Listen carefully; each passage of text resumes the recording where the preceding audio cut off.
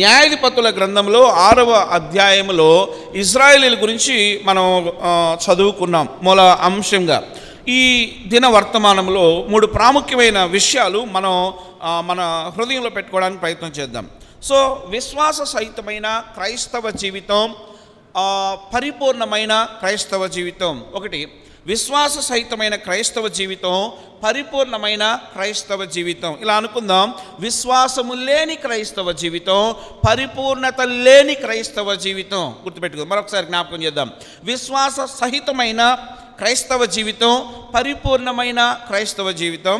విశ్వాసము లేని క్రైస్తవ జీవితం, అపరిపూర్ణమైన అసంపూర్ణమైన క్రైస్తవ జీవితం. ప్రస్తుత దినాలలో విశ్వాసులని చెప్పుకుంటున్న వారి విశ్వాసం సన్నగిలుతూ ఉంది. అంటే వారి యొక్క విశ్వాస స్థాయి నానాటికి క్రమక్రమంగా తగ్గిపోతుంది. అసలు విశ్వాసం అంటే ఏంటి?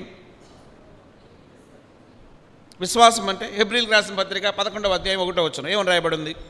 విశ్వాసం అంటే చాలా చక్కని డెఫినేషన్ అక్కడ రాయబడి ఉంది. హెబ్రీయులకు రాసిన పత్రిక 11వ అధ్యాయం 1వ వచనం ఏమని రాయబడి ఉంది?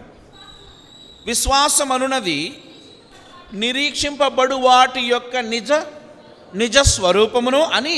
యాక్చువల్గా ఇంగ్లీష్ బైబిల్కి తెలుగు బైబిల్కి డిఫరెన్స్ సెంటెన్స్ సబ్జెక్ట్ ఆబ్జెక్ట్ అయ్యే అవకాశం ఉంది కాబట్టి వెనక వచనం ముందు వచనం వెనక ఉంటుంది. ఓకే, విశ్వాసము నిరీక్షించబడు వాటి యొక్క నిజ స్వరూపము. ఓకే, కంటిన్యూషన్లో ఇంకో మాట ఉంది, ఏమని రాయబడింది? అదృశ్యమైనవి ఉన్నవనుటకు రుజువు. అది చాలా ప్రాముఖ్యమైనవి. అదృశ్యమైనవి అంటే దృశ్యము కానివి, అంటే దృశ్యించలేనివి, అంటే కంటికి కనబడనవి అని అర్థం. కంటికి కనబడనవి, కంటికి కనిపించే అవకాశము లేనివి, నా దృష్టికి గోచరము కానివి కూడా ఉన్నాయి అని నమ్మడమే విశ్వాసం. ఇక్కడ యేసుక్రీస్తు వారిని ఎంతమందిని చూశారు?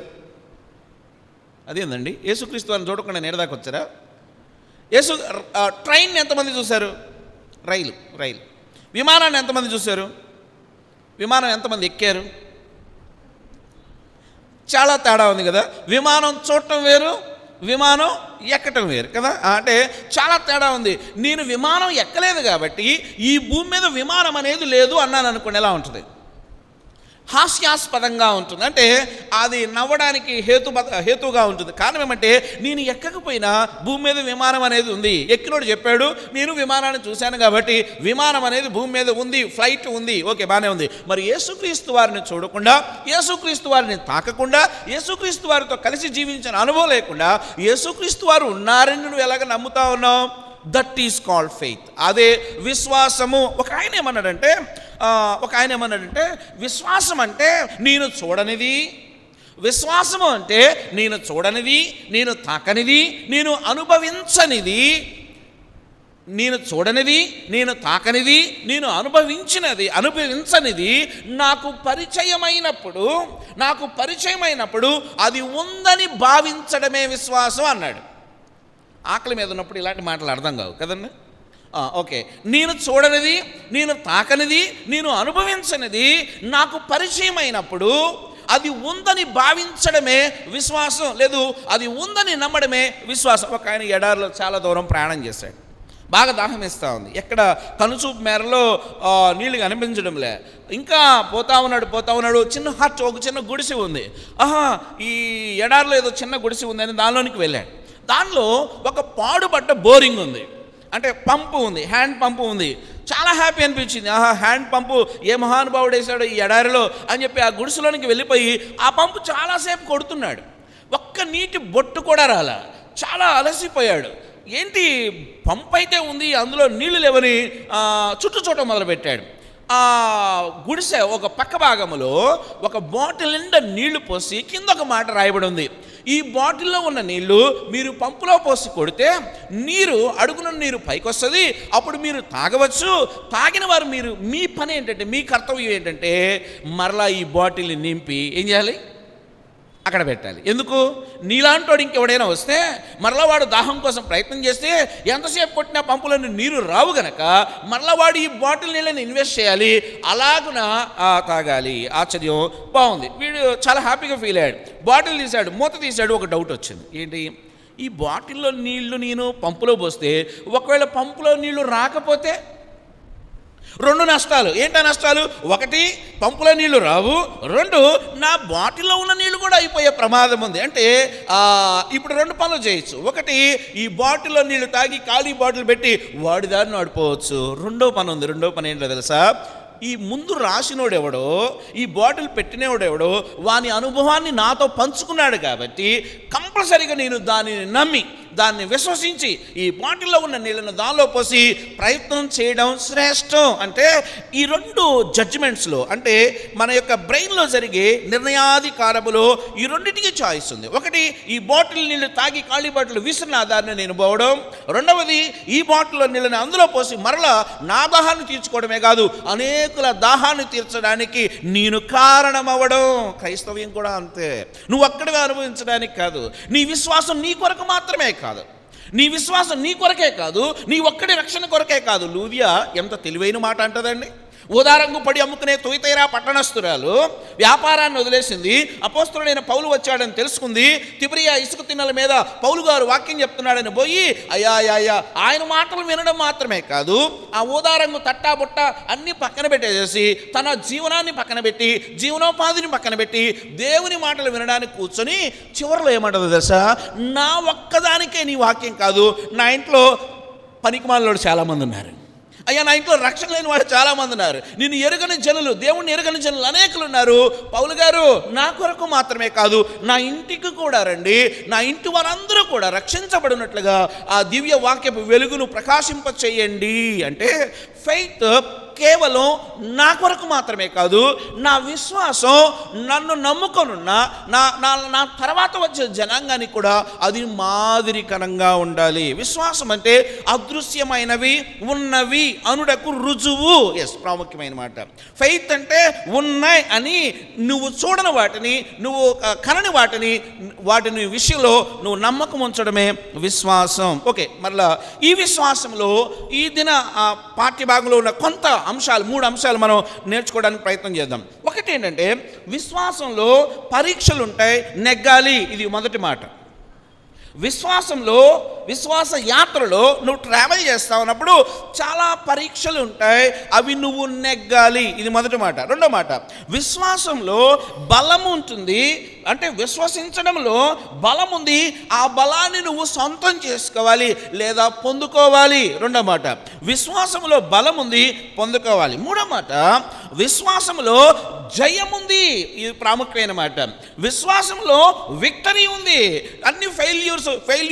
చాలామంది ప్రభును విశ్వసించి కూడా వారి వ్యక్తిగత జీవితంలో ఎన్నో అపజయాల పాలవుతూ ఉంటారు. అంటే అర్థమైందంటే, వీరు నమ్మిన విశ్వాసంలో ఎక్కడో వెసులుబాటుతనం ఉండడం వల్ల, లోపం ఉండడం వల్ల, కొరత ఉండడం వల్ల వీరి జీవితంలో జయం అనేది లేకుండా పోయింది. సో 3 మాటలు చూద్దాం. ఒకటి, విశ్వాసములో పరీక్షలు ఉంటాయి, నెగ్గాలి. రెండో మాట, విశ్వాసములో బలం ఉంటుంది, పొందుకోవాలి. మూడో మాట, విశ్వాసములో జయం ఉంటుంది, సాధించాలి. ఓకే, ఇప్పుడు మన అంశంలోనికి వద్దాం. న్యాయాధిపతుల గ్రంథంలో ఒక భాగాన్ని చదువుకున్నాం. న్యాయాధిపతుల గ్రంథానికి ఒక ప్రత్యేకత ఉంది. న్యాయాధిపతుల గ్రంథానికి ఉన్న మరొక పేరంటే వైఫల్యాల గ్రంథం. న్యాయాధిపతుల గ్రంథానికి ఉన్న గ్రంథకర్తలు రకరకాల పేర్లు పెట్టారు వాటికి. ఏంటనంటే, న్యాయాధిపతుల గ్రంథం అంటే వైఫల్యాల గ్రంథం, అవిధేయత గ్రంథం, అపజయాల గ్రంథం, ఎదురాడే గ్రంథం. అంటే ఇజ్రాయేలీల ప్రజలు, అంటే న్యాయాధిపతుల గ్రంథం 1 సంవత్సరంలోనూ 2 సంవత్సరాల్లో రాయబడిన గ్రంథం కాదు. న్యాయాధిపతుల గ్రంథ చరిత్ర 400 సంవత్సరాల మధ్యకాలంలో జరిగిన చరిత్ర.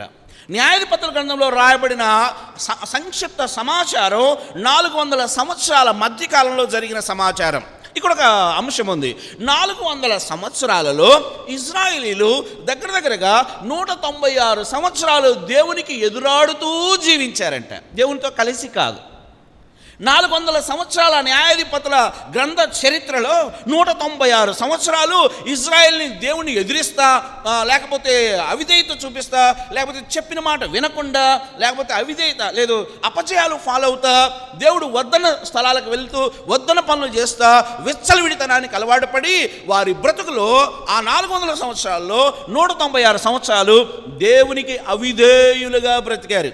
ఓకే, నీ నా వయసు ఎంతో బయటకు వద్దులే. గోద్రేజ్ వారి హెయిర్ డై ఉన్నంతకాలం ఏజ్తో ప్రాబ్లం లేదు కదండి. తెల్ల జుట్టైనా నిగనిగలాడే నల్లగా కనిపిస్తాయి. ఎప్పుడైనా తలస్నానం చేసినప్పుడు తెలుస్తుంది, ఆ కంకులు అవన్నీ బయటకు వస్తాయి, ఆ వరి కంకి లేకపోతే కదా.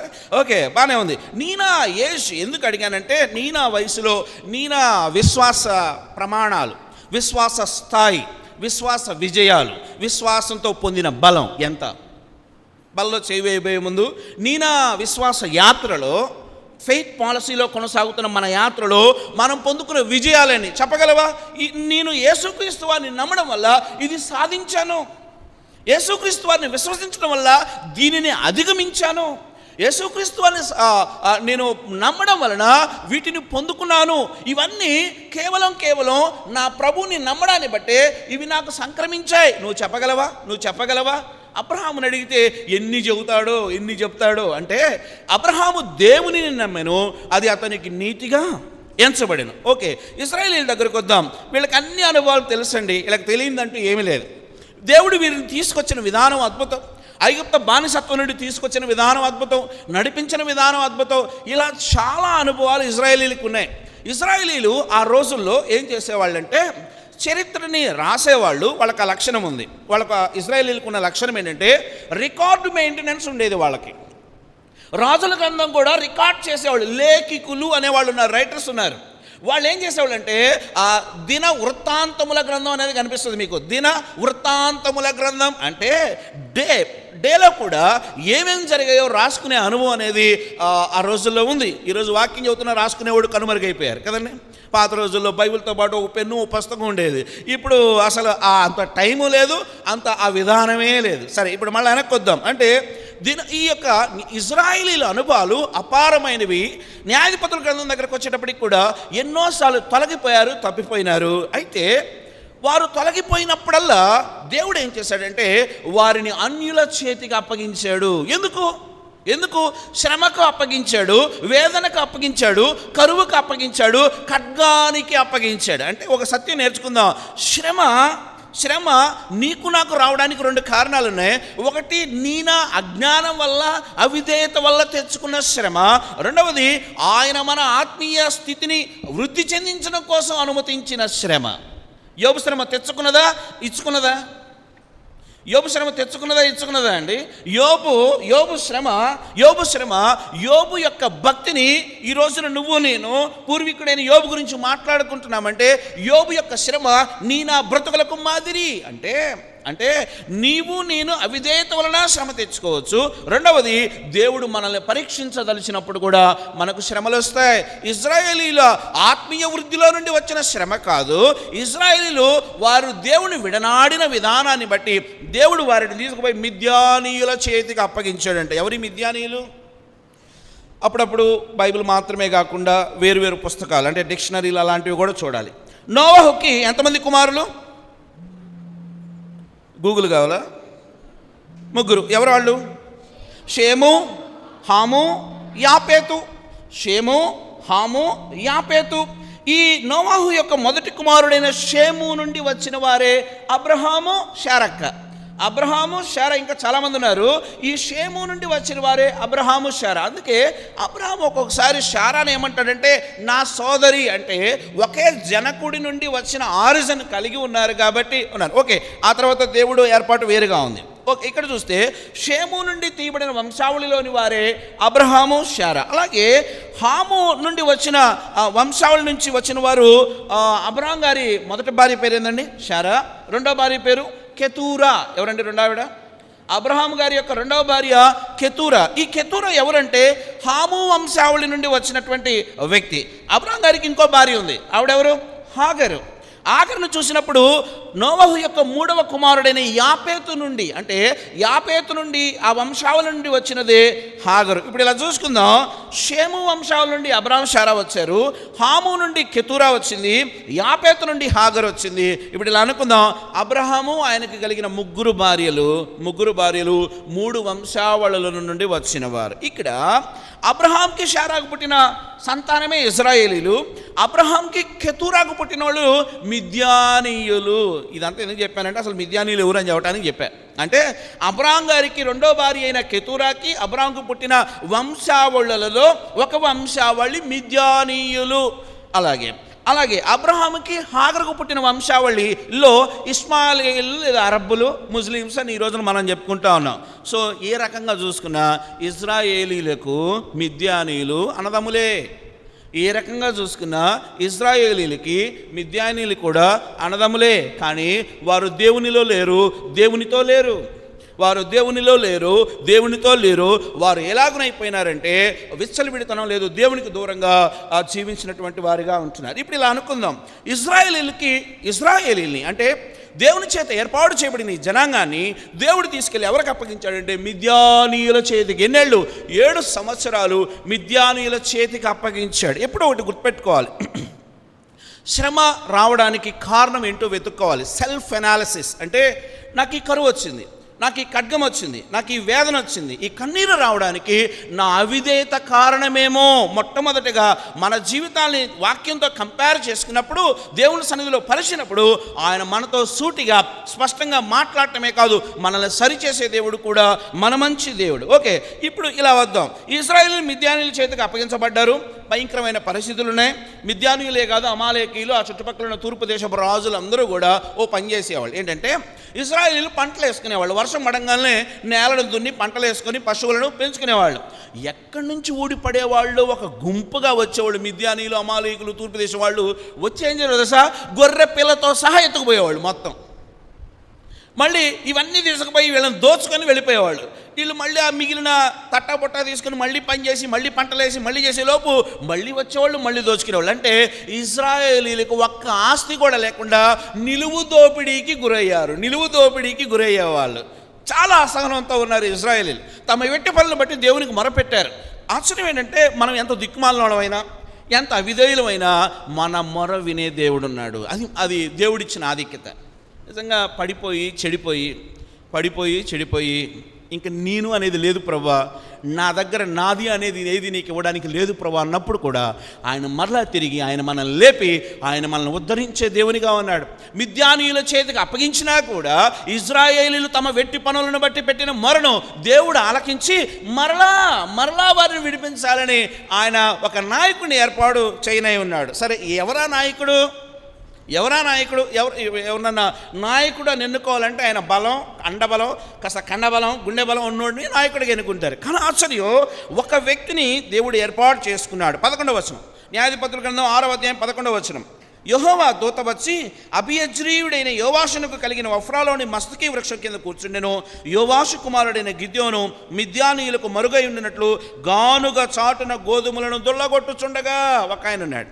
ఆయన పేరు గిద్యోను. ఈ గిద్యోను పిరికోడ ధైర్యవంతుడని మీరు ఇంటికి వెళ్ళి చదువుకోండి. నంబర్ 1 పిరికోడు. గిద్యోన్ని పిరికోడని ఎందుకన్నామనంటే అతను ఆ ముందు రోజుల్లో చేసిన చాలా పనుల్లో తన పిరికితనాన్ని చివరికి ఎంత పిరికోడంటే దేవునికి అర్పణలు అర్పించే విషయంలో కూడా పగలు ఎవరైనా చూస్తే మళ్ళీ ఏదైనా గొడవ అవుతుందని రాత్రిపూట అర్పణలు అర్పించిన మహానుభావుడు గిద్యోను. ఇంకా ఆ యొక్క శత్రువులు మిద్యానీయుల కంటపడకుండా ఆ రాళ్ళ చోటన, రప్పుల చోటన వ్యవసాయం చేసాడట. మొత్తానికి గింజలు పండించాడు. ఈ గింజలు ఇక బస్తాలకు ఎత్తి ఇంటికి తీసుకుపోవాలా. గానుగ చోటను చక్కగా ఈ గింజలను దొల్లగొట్టుకుంటా ఉన్నాడు. ఆశ్చర్యం, ఈ గిద్యోను పిరికోడే కానీ గిద్యోను పట్టుదల కలిగిన వాడు. గిద్యోను పిరికోడే కానీ గిద్యోను పట్టుదల కలిగినటువంటి వాడు. దేవుడు చాలాసార్లు మన బలాన్ని బట్టి కార్యం చేయడు, ఆయన శక్తిని బట్టి కార్యం చేస్తాడు. చాలాసార్లు మన బలాన్ని బట్టి, మన అందాన్ని చాలాసార్లు ఏమనుకున్నామంటే నేను అసలు మామూలుగా పరిచర్యలో నా స్థాయే వేరు, నా స్వరమే వేరు, నేను లేకపోతే శాల్యంలోనే పరిచర్యే లేదు. కొన్నిసార్లు ఎగ్జాగ్రేట్ అంటే ఏమనంటే మనల్ని అంచనా వేసుకోవాల్సిన దానికన్నా ఎక్కువగా అంచనా వేసుకుంటూ ఉంటాం. అందరూ మనకు మినుగురు పురుగుల్లా కనపడతా ఉంటారు. అసలు వీళ్ళు భూమి మీద వేస్ట్ అంటాం కొన్నిసార్లు. వీళ్ళు వేస్ట్, వీళ్ళు నా స్థాయికి, నా యొక్క స్థాయి కూడా రాగలిగిన వారు కాదు అంటే చాలాసార్లు స్వకీయ మహిమను వెతుక్కునే దిక్కుమాలిన తనం మనలో ఉంటుంది. స్వకీయ మహిమ అంటే ఎక్కడికి వెళ్ళినా నాకు ప్రయారిటీ, ఎక్కడికి వెళ్ళినా నాకు ప్రివిలేజ్, పద్దాకులు మైక్ నా చేతిలోనే ఉండాలి, నేనే కనపడాలి, నేనే పాట, నేనే మాట, అంతా నా బ్యానర్లే కనపడాలి కదా. ఇదొక జబ్బు. నేను చేయగలను కానీ నా పక్కవాడికి కూడా నేను అవకాశం ఇస్తాను. ఇది దేవుని లక్షణం. నాకు తలాంతులు ఉన్నాయి, నేను అన్నీ చేయగలను, కానీ నా పక్కవాడిని కూడా కలుపుకుపోతాను, నా పక్కవాడిని కూడా సేవలో వాడుకుంటాను, అతనికి కూడా అవకాశం ఇస్తాను, అతను కూడా దేవుని సేవించుకునే భాగ్యాన్ని నేను కల్పిస్తాను. ఎందుకంటే దేవుడు నాకు ఇచ్చినట్లే నేను ఎదుటివాడిని కూడా. అంటే ఇది పోయింది రాను వన్ మ్యాన్ షోలు అన్ని చోట్ల ఈయన లేకుండా ఏది జరగదు. చివరికి ఏమైపోతుంది తెలుసా, ఈయన లేకపోతే పరిచర్య లేదనే ఒక భయంకరమైన ఆలోచనలోనికి వెళ్ళిపోయే పరిస్థితి. ఇదొక జబ్బు అనమాట. నేను లేకపోతే సంఘం లేదు, నేను లేకపోతే పరిచర్య లేదు, నేను లేకపోతే అది లేదు ఇది లేదు అన్నామంటే నిన్ను తీసి పక్కన పెడతాడు రేపొద్దున్న దేవుడు. గిద్యోను పిరికోడే కానీ మొండోడు. నేను ఇలా అంటాను, అన్న గిద్యోను మొండోడు అని నువ్వు ఎడ చెబుతా, నువ్వు చూసి వచ్చావా? లేదు, నేను చూడలేదు, ఆ గాలుగు దగ్గరికి నేను ఎప్పుడు పోలే. కానీ ఒకటి చెప్తాను ఏంటంటే, ఆయన ఇన్నిసార్లు దోపిడీకి గురైనా పంట పండించడం మాత్రం మానలా. ఇది మొదటి విషయం. రెండవది, ఆనాడు గిద్యోను పండించిన పంట గోధుమ పంట. ఆ గోధుమ పంటలో లేకపోతే బార్లీ అనుకోండి, అవల గింజలు ఇంకేదన్నా అనుకోండి, అవి పండించాలంటే కనీసం 6 నుండి 9 నెలలు కష్టపడాలి. అంటే ఆ పంట ఇంటికి రావాలంటే కనీసం 6 నుండి 9 నెలల పంట పడుతుంది. నేను ఇలా అనుకుంటాను, 9 నెలలు తన పంటను కాచిన గిద్యోన్ని దేవుడు చూశాడు. మొండోడు గిద్యోను, పిరికోడే కానీ మొండోడు. కొన్నిసార్లు మన బుద్ధిహీనత కూడా దేవునికి మహిమ తెస్తుంది. కొన్నిసార్లు మనం తెలియక చేసిన తప్పు కూడా కొన్నిసార్లు దేవుడు దాన్ని రైట్ చేసి, అంటే రైట్ అంటే తప్పు రైట్ అని కాదు, కానీ ఆ తప్పుడు పనులు చేసిన మనల్ని కూడా క్షమించి ఆయన సన్మార్గంలో వాడుకోవడానికి ప్రయత్నం చేస్తాడు. అది ఆయన గొప్పతనం, వాడబడిన మన గొప్పతనము కాదు.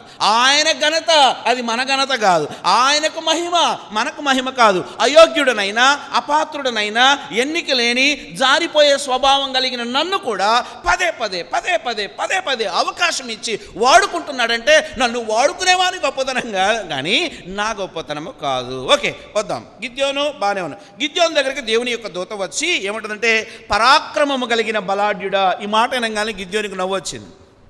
పరాక్రమం కలిగిన బలాఢ్యుడా అంటే, అయ్యా నిజంగా నేను పరాక్రమం కలిగిన వాడినైతే ఈ గాను షాట్ని ఎందుకుంటాను?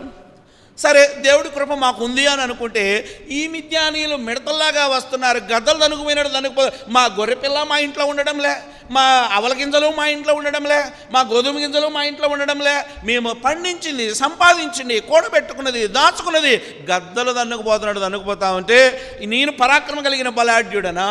ఎస్, దేవుడు చాలాసార్లు బలపరుస్తాడు. ఆయన గొప్ప లక్షణం, దేవుని యొక్క గొప్ప లక్షణం ఏంటంటే, కృంగి ఉన్న వేళలో ఆయన లేవనెత్తుతాడు. ఆయన చేసే ఆయనకున్న గొప్ప ప్రేమ, ఇందాక తమ్ముడు చెప్పినట్టు ఆయన ప్రేమ ఎంత గొప్పదంటే, నా బలహీనతలలో ఆయన బలాన్ని చొప్పింపచేస్తాడు. నా బలహీనతలలో ఆయన బలాన్ని అందులో ఇన్సర్ట్ చేస్తాడు. నా యొక్క అయోగ్యతను కడిగి ఆయన ఘనతని, ఆయన శక్తిని నాకు ఇవ్వడానికి ప్రయత్నం చేస్తాడు. ఎంత అంటే, గిద్యోను సరే ఓకే, నువ్వు మమ్మల్ని ఏర్పాటు చేసుకున్నావని మేము నమ్ముతాము, సరే ప్రభా, వచ్చింది నువ్వేనని నేను తెలుసుకున్నట్లు ఓ పని చేస్తా. ఏంటో తెలుసా, లోపలికి పోయి ఈయన ఒక టెస్ట్, ఎవరెవరికి టెస్టులు పెట్టాలండి? కొన్నిసార్లు భక్తి ఎక్కువైపోయి మనం దేవునికి టెస్టులు పెడతా ఉంటాం కదండి. మనం దేవునికి టెస్టులు పెడతాం. ఎవరెవరికి టెస్టులు పెట్టాలి? ఉద్యోగం ఇచ్చేవాడు నీకు టెస్ట్ పెట్టాలా? నువ్వు ఉద్యోగం ఇచ్చేవాడు అడుక్కో, క్వశ్చన్లు ఏం అడుక్కుంటావు అంటావా? అనవు. ఎందుకో తెలుసా, వాడు నీకు టెస్ట్ పెట్టాలి. నీ పైన నీకు ఉద్యోగం ఇచ్చేవాడు, బాబు నీ ఎబిలిటీ, ఎలిజిబిలిటీ ఏముందనేది అతను ఆ ప్రశ్నలు అడిగి చేయాలి. కానీ ఆశ్చర్యం ఇక్కడ రివర్స్ జరుగుతూ ఉంది. ఏంటంటే, వచ్చిన వాడవు నీవు దేవుని దూతవే అని నేను తెలుసుకున్నట్లు, యెహోవా మాకు నిజంగా తోడై ఉన్నాడని మేము తెలుసుకున్నట్లు ఓ పని చేద్దాం. ఏంటో తెలుసా, నేను లోపలికి పోయి భక్ష్యములు అంటే తినడానికి శ్రేష్టమైనవన్నీ వండుకున్నవన్నీ పక్కనున్నాయి, మేకపిల్లని ఒకదాన్ని వధిస్తా, మాంసాన్ని భక్ష్యములు అన్నీ తీసుకొస్తా, బయట పెడతా. ఓడి జరగాలి. ఏంటో తెలుసా, నిప్పు లేకుండా ఇవన్నీ కూడా ఏమైపోవాలంటే అగ్నికి ఆహుతి అవ్వాలి. కానీ ఆశ్చర్యం, అక్కడ దేవదూత అంటాడు, భక్ష్యములన్నీ తెచ్చిన తర్వాత ఓ పని చేయి, భక్ష్యములు బయట పెట్టావు, పచ్చి మాంసం బయట పెట్టావు, అన్నీ బయట పెట్టావు, వాటి మీద నీళ్లు గొడవపోయి అన్నాడు. మామూలు పొయ్యి ఎలగటమే కష్టం కదండి. మామూలు పొయ్యి వెలగడమే కష్టం, ఇక పొయ్యిలో ఒక బిందెడు నీళ్లు పోస్తే ఆ పొయ్యి వెలిగించడం అసాధ్యం.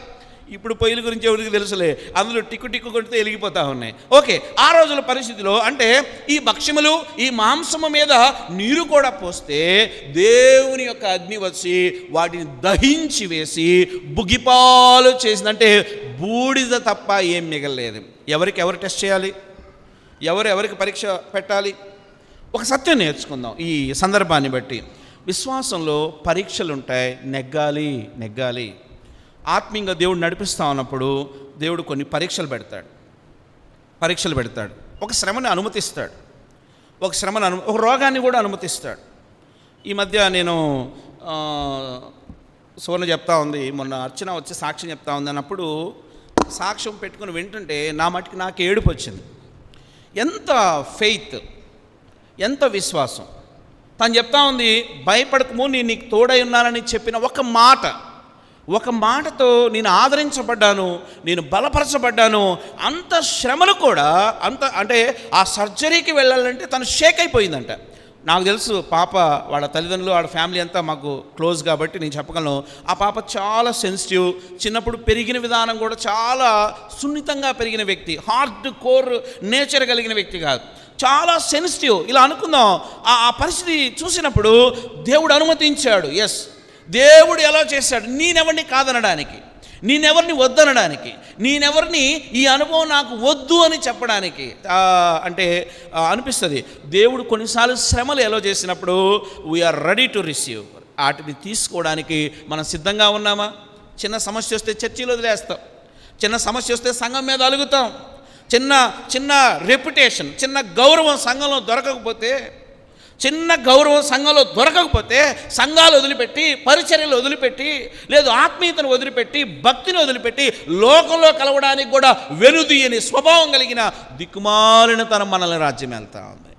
చిన్న శ్రమ, కన్నీరు, వేదన. అంటే ఈ ప్రస్తుత రోజుల్లో ఈ చెప్పేవాళ్ళు కూడా అలాగే చెప్తా ఉన్నారు. ఎంత అంటే ప్రాస్పెరిటీ అంటే నువ్వు దేవుడిని నమ్ముకోగానే ఒక మూట నీ నెత్తి మీద పడుతుంది. నువ్వు దేవుడిని నమ్ముకోగానే నీ కష్టాలు అన్నీ కూడా గాల్లో ఎగిరిపోతాయి. నువ్వు దేవుడిని నమ్ముకోగానే అసలు నీ కళ్ళమట కన్నీరే ఉండదు, నువ్వు ఏడవాల్సిన పనే ఉండదు. కాదు. అలా లేదు బైబిల్లో. బైబిల్ చదివితే అర్థమవుతుంది. బైబిల్ చదివినప్పుడు శ్రమలలో నీకు తోడయ్యుందును అంటే తోడై ఉండడానికి ముందు ఏముంటాయి? శ్రమలు కూడా ఉంటాయి.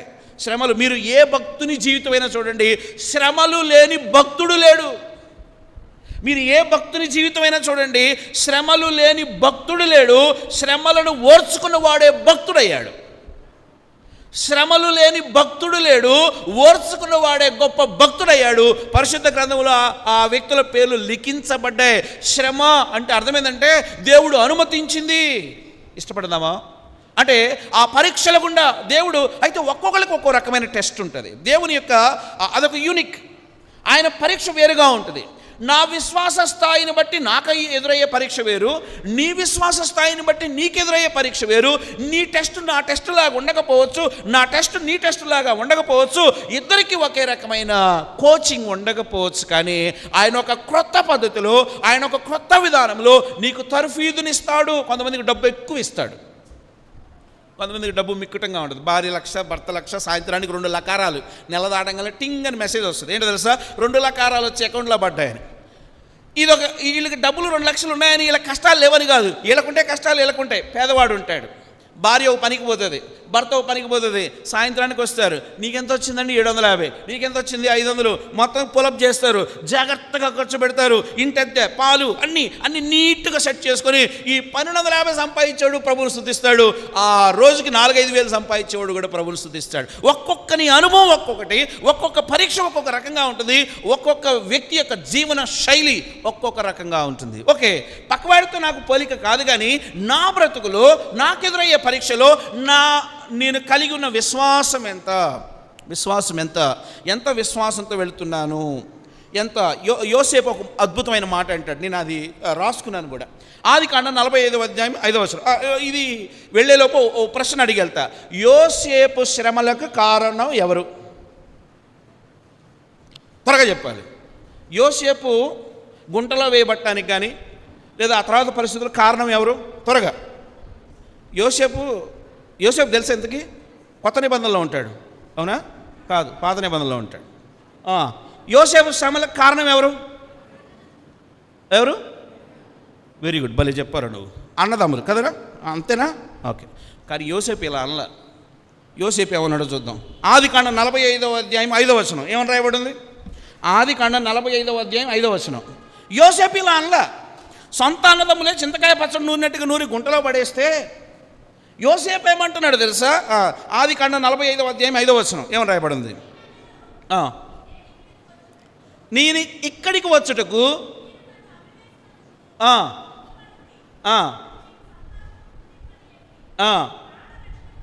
అన్నదమ్ములతో ఏమన్నాడంటే, అరే అన్నలు మీరు ఏడుస్తున్నారు, మీరు ఏడవబాకండి, నేను ఇక్కడ రావడానికి మీరైతే కారణం కాదు. తర్వాత ప్రాణరక్షణ కొరకు దేవుడు మీకు ముందుగా నన్ను పంపించాడు. ఏమండి ఇలా అంటావా? పక్కింటోడు వచ్చి ఊర గొడవ పెట్టుకుంటున్నాడు, లేదు నువ్వు ఉద్యోగం చేసే చోట ఊర గొడవ, దేవుడే నిన్ను పంపించాడని అంటామా? దావీదు నడుచుకుంటూ వస్తా ఉన్నాడు. షిమి అనేవాడు ఎదురయ్యాడు. సౌలు గారు చచ్చిపోవడానికి ఈయనే కారణం అని దుమ్ము తీసట ఎత్తి పోసాడంట నెత్తి మీద. ఎన్ని గంపలు పోసాడో తెలియదు. మొత్తానికి పక్కనే ఉన్న యోవాబు సైన్యాధ్యక్షుడు అన్నాడు, ఏసేయమంటావా అన్నాడు. యోవాబు అన్నాడు, ఏసేయమంటావా అన్నాడు. ఆగా అన్నాడు దావీదు, ఏంటి సంగతి? ఇతని చంపదు. ఎందుకు తెలుసా?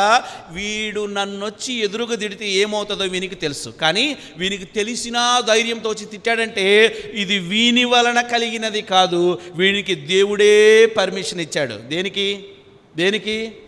నన్ను తిట్టమని కదా.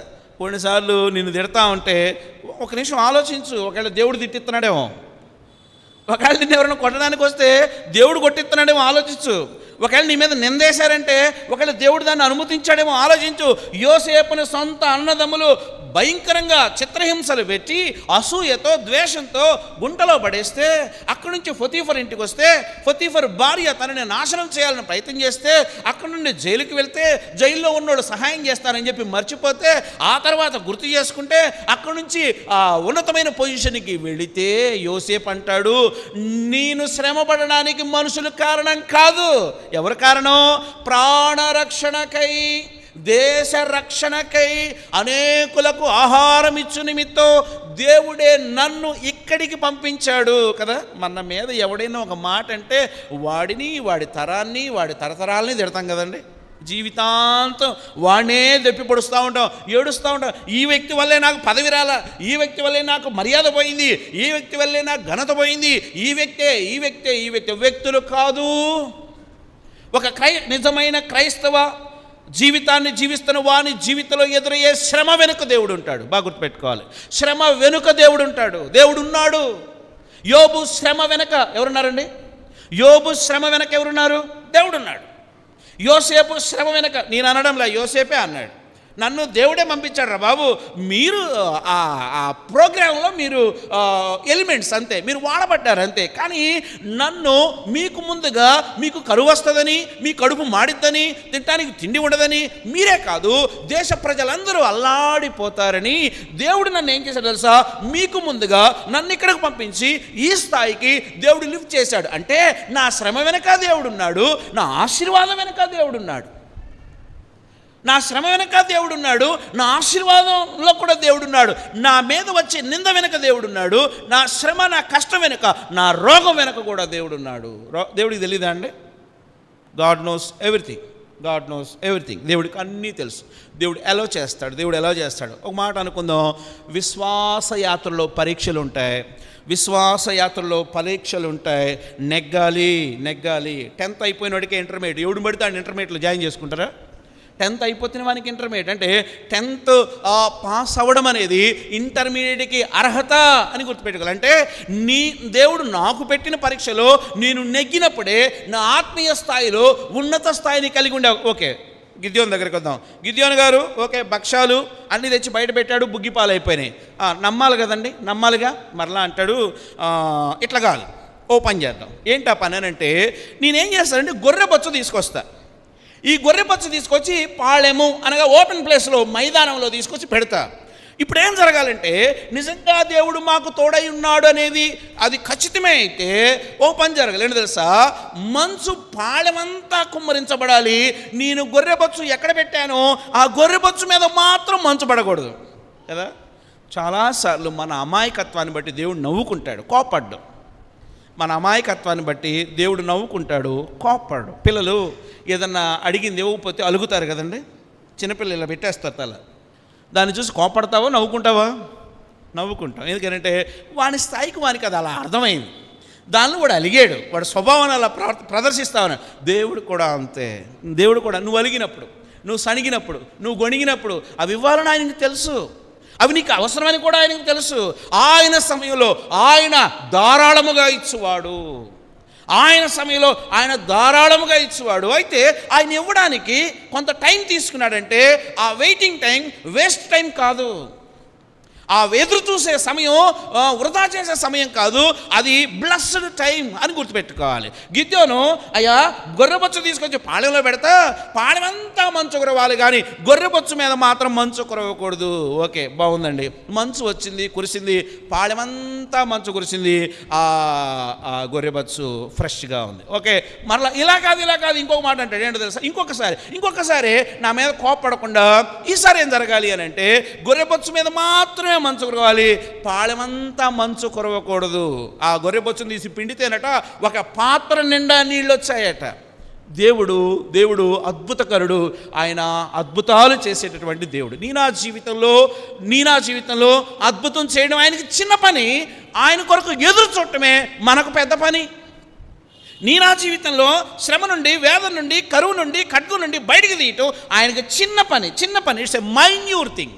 కానీ నీకు నాకు పెద్ద పని. ఏంటో తెలుసా? ఎదురు చూడడం, నిరీక్షించడం, అవి జరిగేంత వరకు ఓర్చుకొని సహించి వాటిని పొందుకునేంత వరకు వెయిట్ చేయటం ఉందే, అది మనకు కష్టం. కానీ ఆయన మనల్ని బ్లెస్ చేయడం ఆయనకు చిన్న పని.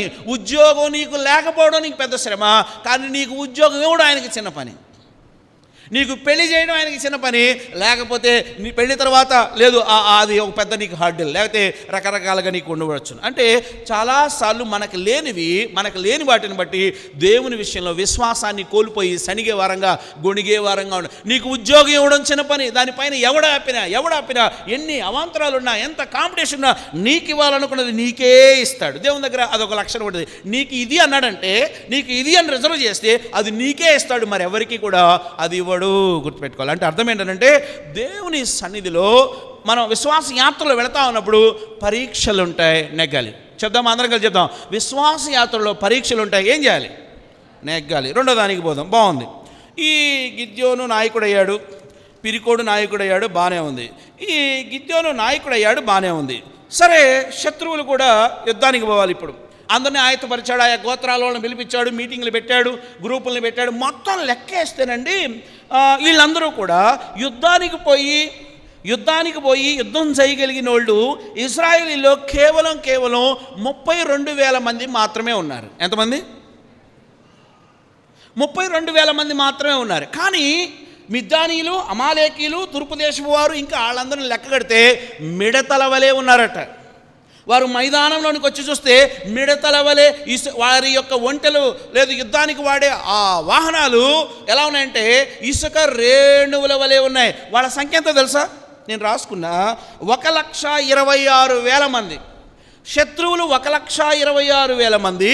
యుద్ధం చేయాల్సిన గిద్యోను పక్కన ఉన్నోళ్ళు 32,000 మంది. ఇప్పుడు ఇలా చూద్దాం, ఏ రేషియోలో ఉన్నట్టు? 4×3 = 12. అంటే ప్రతి ఇజ్రాయేలీయుడి సైన్యాన్ని చంపడానికి శత్రువులలో 4 ఉన్నారు. అప్రాక్సిమేట్లీ సుమారుగా 1:4 రేషియో. ఇజ్రాయేలీలో ఒకడు తలబడవలనన్నా శత్రువులలో 4 చంపాలి. 4 ఒకరిని చంపడం తేలిక, ఒకడు 4 చంపడం తేలిక. ఏ తేలిక? ఒకడు 4 చంపడం తేలిక, 4 ఒకరిని చంపడం తేలిక. ఆశ్చర్యం అంటే వీళ్ళేమో 32,000 మంది, వాళ్ళు చూస్తే 1,26,000 మంది. అప్రాక్సిమేట్లీ 1:4 రేషియోలో ఉంటే గుండె జారదా అండి? గుండె జారదా? ఒక్కసారి ఎత్తైన ప్రదేశానికి వెళ్ళి గిద్యోను చూస్తే గుండె జారిపోయింది. ఓరినాయన, ఏం జనాభా! దేవుని దగ్గరికి వచ్చాడు. దేవుడు అన్నాడు, ఎంతమంది ఉన్నారు మీరు అన్నాడు. 32,000 మంది ఉన్నాం. క్యాలిక్యులేషను మొత్తం యుద్ధం పోయి ఆయుధం పట్టుకుని యుద్ధం చేయగలను 32,000 మంది. ఓకే, దేవుడు అన్నాడు వీళ్ళొద్దు అన్నాడు. అదేంటి ప్రభా, ఈ 32,000 మందిని తీసుకుపోతేనే 1:4 రేషియో. ఈ 32,000 మంది వద్దు అంటే ఎలా? అప్పుడు నువ్వు స్టేట్మెంట్ ఏంటి తెలుసా? ఇలా అన్నాడు, మీలో ఈ యుద్ధం గెలవలేమన్నోళ్ళు, ఈ యుద్ధం మన వల్ల కాదన్నోళ్ళు, మధ్యలోనే చచ్చిపోతామని అపనమ్మకం కలిగిన వాళ్ళు మీరు దుకాణం సర్దుకొని ఇంటికి పోండి అన్నాడు. నాలంటోడు గబుక్కులు లేచాడు. ఎక్కడికి పోటాకి? ఇంటికి పోటాకి కదండి. ఏమంటే అక్కడేమో 1,26,000 మంది కూర్చున్నారు ఈ లైన్ చివర. ఈడేమో కొద్దిమంది ఉన్నాం, 32,000 మంది ఉన్నాం. ఇజ్రాయెల్ గిద్యోను ఒక ఓపెన్ కాల్ ఇచ్చాడు. ఏంటి ఆ ఓపెన్ కాల్? అరే బాబు, మనం ఆ యుద్ధానికి వెళ్తే వాళ్ళని ఓడించలేము, వాళ్ళ చేతిలో చస్తాము అన్న వాళ్ళు ఎవరైనా, నమ్మకం లేని వాళ్ళు ఎవరైనా ఉంటే ఇంటికి వెళ్ళిపోవచ్చు అనగానే నాలో అట్టోళ్ళు లేచాడు. దుకాణం చదువుకుని అమ్మయ్య హ్యాపీ. ఎంతమంది లేచారో తెలుసా? 22,000 మంది లేచారంట. ఉంది ఎంతమంది? 32,000 మంది. 32,000 మందిలో 22,000 మంది ఇంటికి వెళ్ళిపోవడానికి రెడీ అయితే యుద్ధానికి పోయేవాళ్ళు ఎంతమంది? ఇప్పుడు రేషియో చూద్దాం. ఇటు చూస్తే 10,000, ఇటు చూస్తేనేమో 126. అంటే రేషియో ఎంత ఉంది అప్రాక్సిమేట్లీ? ఎంత? ఇటు ఈ 3 zeros కొట్టేయండి, అటు అవి కొట్టేయండి. ఎంత? 1:1 చెప్పడంలా 12.5 అప్రాక్సిమేట్లు అనుకోండి. అంటే ఒక వ్యక్తిని నలుగురిని ఓడించడమే కష్టమైతే ఒక వ్యక్తికి ఇప్పుడు రేషియో ప్రకారం 12.5 మంది రెడీగా ఉన్నారు. అంటే ఇజ్రాయేలీలో ఒక సైనికుని చంపడానికి దగ్గరగా 12 మంది అక్కడ రెడీగా ఉన్నారు. యుద్ధం కష్టమా తేలిక? గిద్యోని బుర్ర గీక్కుంటున్నాడు. ఏంది ఇది? దేవుడు ఏమన్నా సంఖ్యను పెంచుతాడు అనుకుంటే ఉన్నాడు బొమ్మంటాడు. ఓకేనండి, చెప్పింది పెద్ద ఆయన, ఆయన మాట కాదనలేము. ఆయన మామూలుడు కాదు. ఒకటి చెప్పాడంటే అద్భుతం జరిగిపోతుంది అంతే. నేను నీకు ఇస్తాను అంటే నీకే ఇస్తాడు. భయపడద్దు అన్నాడంటే ఇంక అసలు ఎదురు ఎంత భయంకరమైన వచ్చినా భయపడాల్సిన అవసరం లేదు. బాగానే ఉంది. మళ్ళీ అంటాడు దేవుడు వచ్చి, గిద్యోను ఈ 10,000 మంది కూడా వద్దు అన్నాడు. నేనైతే పారిపోయాను అక్కడి నుంచి. ఆశ్చర్యం. గిద్యోను, ప్రభువా 10,000 మంది కూడా వద్దా? ఎస్. ఓ టెస్ట్ పెట్టి ఈ 10,000 మందికి ఓ టెస్ట్. ఏంటో తెలుసా? దగ్గరలో సెలయేరు ఉంది. అక్కడ వెళ్ళి వాళ్ళని నీళ్లు తాగమను. నీళ్లు తాగమన్నప్పుడు వాళ్ళలో ఎవరు మోకాళ్ళు ఉంచేసేసి నీళ్ళని మామూలుగా నోరు సెలయేరులో పెట్టి తాగుతారో వాళ్ళని లెక్కించు. రెండవ వర్గం ఎవరు మోకాళ్ళు ఉంచి దోసిలతో నీళ్లు తీసుకొని కుక్క గతికినట్టుగా గతుకుతారో వారిని లెక్కించు అన్నాడు. ఉందే 10,000 మంది. ఇందులో కూడా టెస్ట్లు అంట కదా. పరిస్థితులు కొన్నిసార్లు ఎలా ఉంటాయంటే హడిల్స్ మన శ్రమ కన్నా గొప్పగా ఉంటాయి. శ్రమ కన్నా అంటే మన స్థాయి కన్నా శ్రమ గొప్పదిగా కనపడినప్పుడు అది మనకు భారంగా కనపడుతుంది. కానీ మన శ్రమ కన్నా దేవుడు గొప్పగా కనపడినప్పుడు అది శూన్యమైపోతుంది. మన శ్రమ కన్నా మన పరిస్థితులు మన స్థాయికి మించి బట్టి చూస్తే అవి చాలా గొప్పగా కనపడతాయి. కానీ దేవుని బట్టి చూసినప్పుడు ఆ పరిస్థితులు జీరోగా కనపడతాయి. 10,000 మందిలో టెస్ట్ పెడితే 300 మంది దోసిలితో నీళ్లు తీసుకొని కుక్క గతికినట్టుగా గదుగుతూ ఉన్నారు. మిగతా 10,000లో 300 మంది ఇస్తే రిమైనింగ్ ఎంత? 9,700 మంది తలకాయ తీసుకెళ్ళి నీళ్ళలో పెట్టి తాగేస్తూ ఉన్నారు. ఓకే, ఏదో చేస్తూ ఉన్నారు. దేవుడు ఏమన్నాడంట? ఆ 300 మందిని వేరు చేయి అన్నాడు. ఈ 9,700 మందిని వీళ్ళని కూడా పక్కకు పంపించేసే, వీళ్ళు నాకు వద్దు అన్నాడు. స్కాలర్స్ ఏమన్నారంటే ఈ అనాలిసిస్ని, దేవుడు కుక్క గతికినట్టుగా దోసిలి తీసుకొని నీళ్లు తాగిన వాళ్ళని ఎందుకు ఏర్పాటు చేసుకున్నప్పుడు అంటే వీళ్ళట స్కాలర్స్ చెప్తా ఉన్నారు, గ్రంథకర్తలు ఏమన్నారంటే వీరట దాహం మీద మైండ్ పెట్టారట. రెండవది, వీరు దోసిని తీసుకుని నీళ్లు గతుకుతా అంటే దీన్ని తాగుతూ శత్రువు యొక్క కదలికల మీద కూడా మైండ్ పెట్టారట.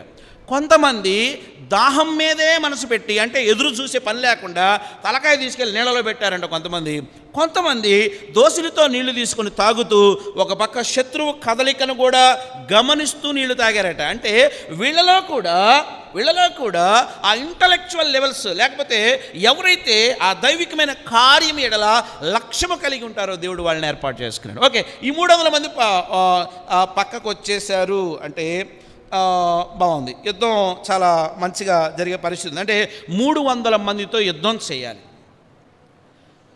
గిద్యోనికి బలం నానాటికి అంటే తానైతే ఇవన్నీ చేస్తా ఉన్నాడు, కానీ తనకి ఆ లెవెల్స్ తగ్గిపోతూ ఉన్నాయి. చాలాసార్లు దేవుడు మనం బలహీనపడినప్పుడు ఆయన ఎంత గొప్పగా బలపరుస్తాడు. గిద్యోనుకి డౌట్ ఏంటనంటే, ఈ కొద్ది మందితో నేను యుద్ధం ఎలా చేయగలను, దేవుడు ఎలా బలపరుస్తూ ఉన్నాడు అంటే, గిద్యోను జీవితాన్ని చూస్తూ ఉన్నప్పుడు గిద్యోను పూరా అనే తన సైనికుడికి సంబంధించిన ఒక హెల్పర్ని తీసుకొని అసలు మన సైనికులు ఏమనుకుంటున్నారో విందామని వాళ్ళ మధ్యలోకి వెళ్ళాడండి. వాళ్ళ మధ్యలోకి వెళ్తే ఒక సైనికుడు ఏమంటున్నాడంటే, అరే నేను ఇందాక నిద్రపోతే నాకు కల వచ్చింది. ఏంటో కల తెలుసా? బార్లీ గింజలతో చేయబడిన ఒక అవల రొట్టె, ఒకటి చిన్న రొట్టె, అది దొర్లుకుంటూ వస్తూ ఉంది. కింద శత్రువులు పెద్ద టెంట్ వేసుకుని ఉన్నారు.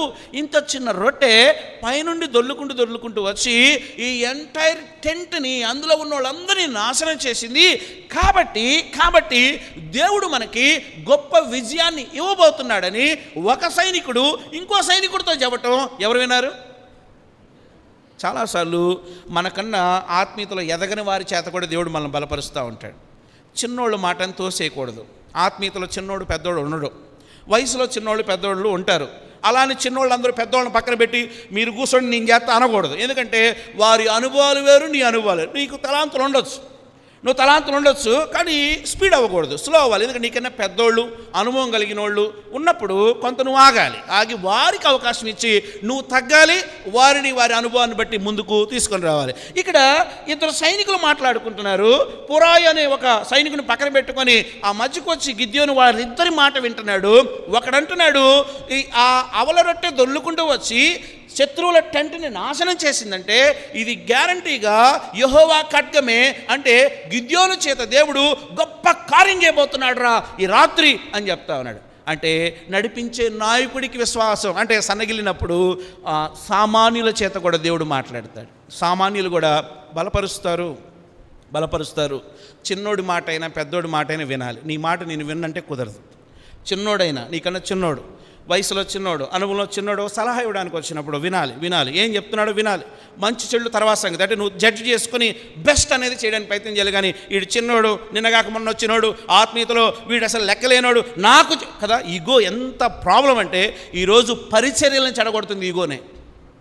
ప్రతివాడు నేను క్రీస్తుకు దాసుడు అంటాడు, కానీ ప్రతివాడు వాని అహమునకు దాసుడు. ప్రతివాడు వాని అహమునకు దాసుడు అవడం వల్లే పరిచర్యలు పాడైపోతా ఉన్నాయి. ప్రతివాడు క్రీస్తుకు దాసుడని చెబుతా అహం అంటే నన్ను ఎవడన్నా అంటే ఒప్పుకోలేను, ఓర్చుకోలేను, తీసుకోలేను, దాన్ని అసలు ఆ వ్యక్తిని తీసి పక్కన పెట్టేస్తా. ఎందుకు నన్ను అన్నాడు కాబట్టి ఆ వ్యక్తిని ఎక్కడా లేకుండా చేస్తా, అసలు ఎక్కడ ఉనికిలో కనపడకుండా చేస్తా. అహాన్ని దెబ్బతీస్తే విపరీత ధోరణి చూపించే వీళ్ళు మళ్ళీ మేము దేవునికి దాసులని చెప్తా ఉంటారు. చాలా ప్రమాదకరం. చిన్నవాళ్ళు అంటే సైనికులు ఇద్దరు ఒక కళ గురించి డిస్కస్ చేసుకుంటే నాయకుడు బలపడ్డాడు అంటే రెండో మాట నేర్చుకుందాం. విశ్వాసంలో బలం ఉంటుంది, దాన్ని ఏం చేయాలి? పొందుకోవాలి. దేవుడు ఎప్పుడు బలపరుస్తాడు.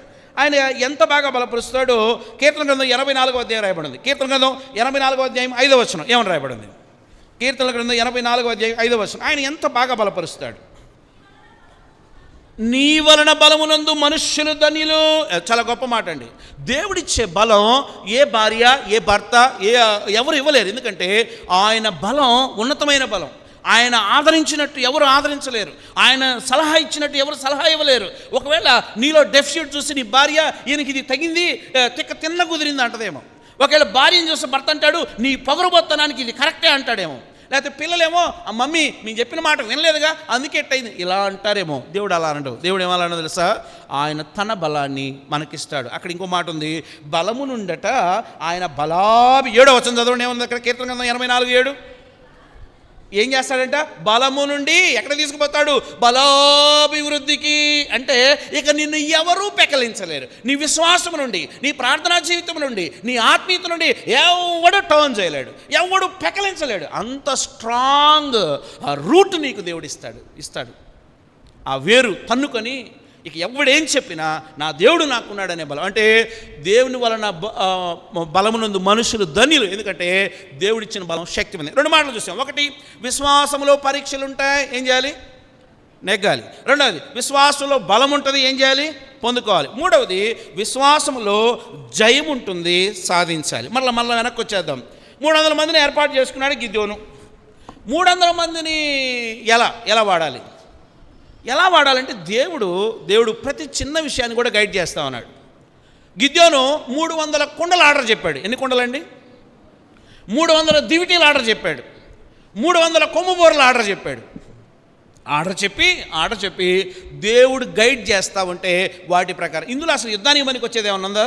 ఒకటి కొమ్ముబోర అంటే కావలోడు అదిగో వచ్చేస్తున్నారు శత్రువులని చెప్పడానికో, లేకపోతే మీరు ఎమర్జెన్సీ ఫైర్ అలారం ఉంటుంది కదండి, అలారం, అది ఏదైనా ఫైర్ ఏదైనా ఇన్సిడెంట్ జరిగినప్పుడు మోగుతూ ఉంటుంది కదా.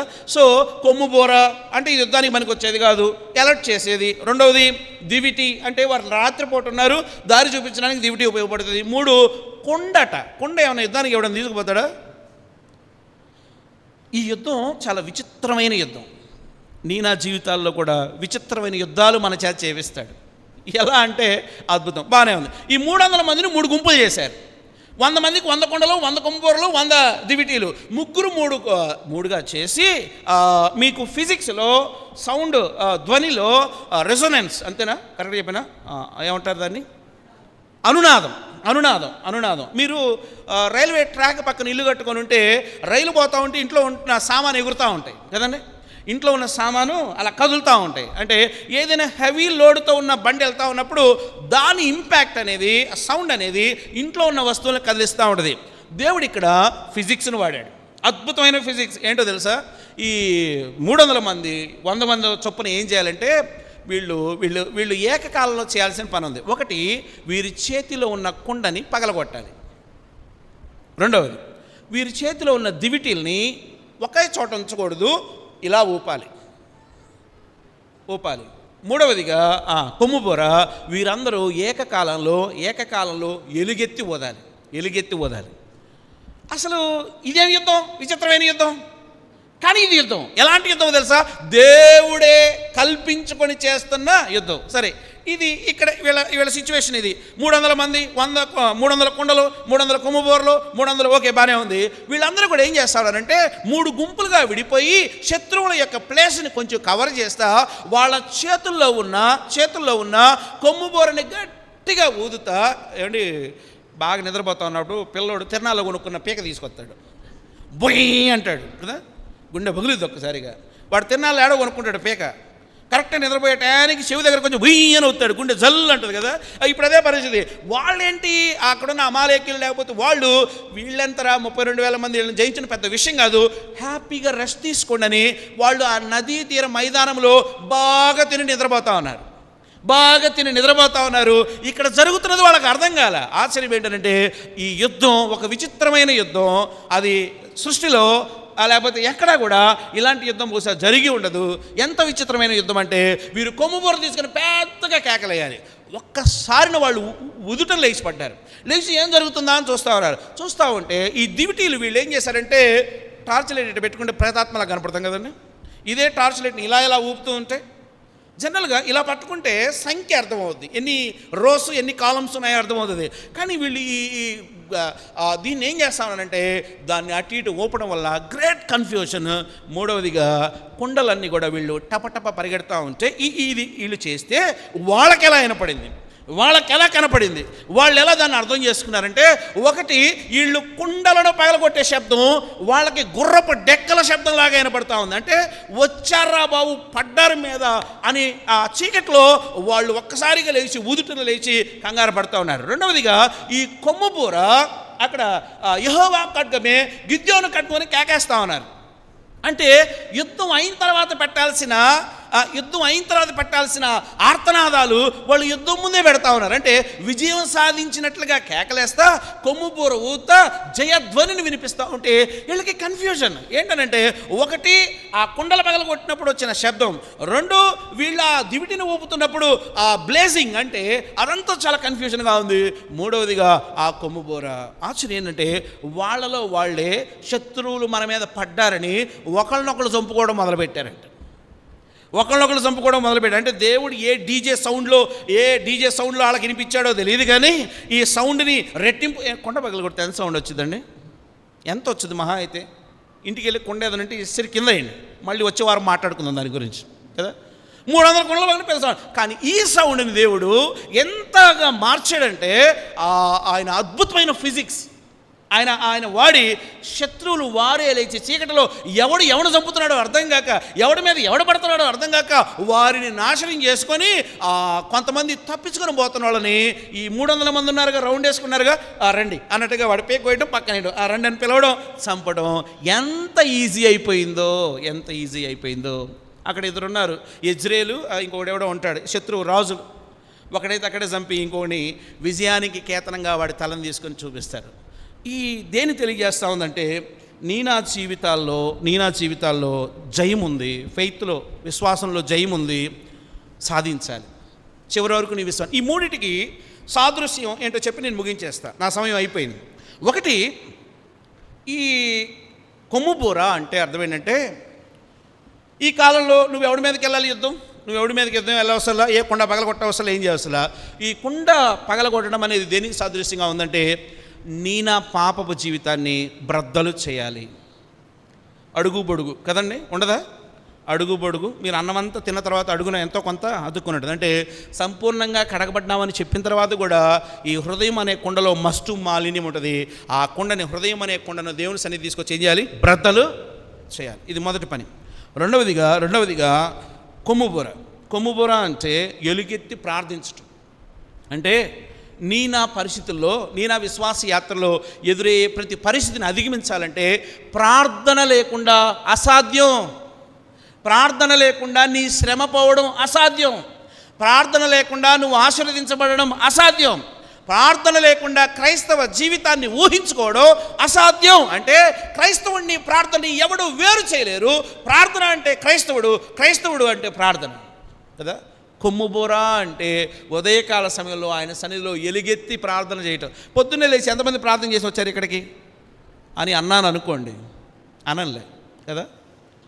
పొద్దున్నే పాచిమ కొంత కాఫీదా టీదా కాదు అడగాల్సింది. పొద్దున్నే నీ తొలి మాట దేవునిది. రాత్రి బెడ్ మీదకి వెళ్ళిపోతా ఉన్నావు, నీ తుది మాట అంటే ఇంక నువ్వు పడుకొని లెగుతావో లేదో తెలీదు, నీ చివరి మాట దేవునిది, నీ మొదటి మాట దేవునిది. అంటే అర్థమైంది తెలుసా? కొమ్ముబూర అంటే ఎలుగెత్తి, అలర్ట్నెస్. అంటే కొమ్ముబూర ఊదేవాడు వారిని ఎలా మేల్కొల్పుతాడో ప్రార్థనా జీవితం అనేది అది నీకు మేల్కొల్పుగా ఉంటుంది. అంటే ఒకటి కొమ్ముబూర ప్రార్థనకు సాదృశ్యం, రెండు కుండ నీలో అడుగుబడుగును పగలగొట్టుకోవడానికి సాదృశ్యం, మూడవదిగా దివిటి వాక్యానికి సాదృశ్యం. వాక్యం ఎడల నీకు శ్రద్ధ ఎంత, వాక్యం ఎంత బాగా చదువుతావు, వాక్యానికి ఎంత సమయం ఇస్తావు. నిజంగా మనందరం చెక్ చేసుకోవాల్సిన ఒక దిక్కుమాలిన అలవాటు ఏంటో తెలుసా? సెల్ ఫోన్కి ఇస్తున్న టైం కూడా వాక్యానికి ఇవ్వలేకపోవడం. సెల్ ఫోన్కి ఇస్తున్న టైం కూడా వాక్యానికి ఇవ్వలేకపోవటం. ఒక సర్వేలో తెలియదు ఏంటంటే సగటున ఒక వ్యక్తి 8 గంటలు ఇస్తున్నాడంట సెల్ ఫోన్కి. సగటున ఒక మనిషి 8 గంటలు చూస్తున్నాడంట సెల్ ఫోన్. బైబిల్ ఎంతసేపు చూస్తా ఉన్నాం అన్న? బైబిల్ని సెల్ ఫోన్తో పోలుస్తారా? పోల్చడం కాదు, కానీ సమయాన్ని దేనికి దుర్వినియోగం, మనందరం. వాక్యం ఎడల శ్రద్ధ ఎంత, వాక్యం ఎడల ఆసక్తి ఎంత, ఎవరికి వాళ్ళు పరీక్ష చేసుకుందాం. ఎవరి జీవితాలకు ఎవరు తొంగి చూడొద్దు. ఎవరికి న్యాయ నిర్ణేతలు కాదు, ఎవరు మార్కులు వేసేవాళ్ళు కాదు, ఎవరు ఉద్ధరించేవాళ్ళు కూడా కాదు. ఉద్ధరించేవాడు ఆయన పరిశుద్ధ రక్త ప్రోక్షణ అనుభవంలోనికి మనం వెళ్ళబోతా ఉన్నప్పుడు ఆయన రక్తమాంసంలోకి సాదృశ్యమైన బలలో చేయి వేయబోయే ముందు మనం పరీక్షించుకొని ఉన్నాం. అంటే ఒకటి కుండ అడుగుబడుగు పాపాన్ని వదిలించుకోవడం, మన హృదయాన్ని దేవుని సన్నిధిలో బద్దలు చేయడం. రెండవది కొమ్ముబూర గొప్ప ప్రార్థనా జీవితాన్ని కలిగినటం. మూడు దివిటి దేవుని వాక్యాన్ని కలిగినటమే మనకు విజయం. మరలా ఒకసారి జ్ఞాపకం చేసుకుందాం.